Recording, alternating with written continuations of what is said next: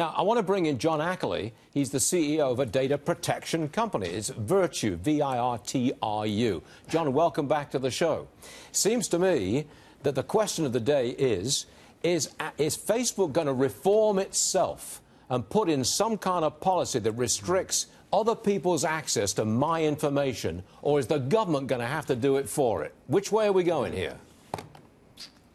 Great. So then, thank you, Stuart, and that is a very good question. So then you guys talked about transparency, and we are truly in a crisis of trust today. And when you are so buried after repeated opportunities to be transparent with the public about your actions, and whether it's a partnership agreement or whether it's a third-party developer, the company had opportunities to really take the lead in terms of being open about how it was able to then bootstrap to become a very large Southern company. And the fact that it was the New York Times driving this conversation just goes again to the importance of these large platform companies doing everything they possibly can to be very clear about their actions. And I think in this context, self-regulation really is very difficult. These large aggregators are John, inherently... I'm going to jump in because what you're saying is self-regulation is unlikely. Public sentiment is unlikely to be appeased. Therefore, you think that the government can, should, and will step in. Is that true?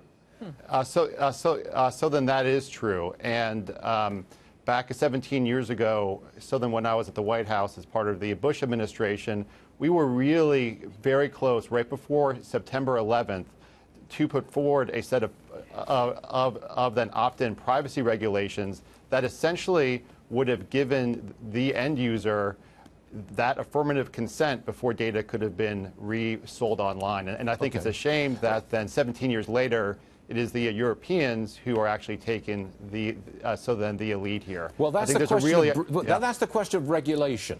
Yep. What about breakup? I mean, Facebook's got Instagram, they've got WhatsApp. They could be forced to divest both or one or two of them, couldn't they? That's a breakup. That's not regulation. Right. So I think that as Americans, we have to be very careful to then look at the unintended consequences of those kinds of moves. Right. We have to make sure that our crown jewel assets can continue to then innovate. I think that there is a lot of work to do from an antitrust perspective to then really think how we handle this.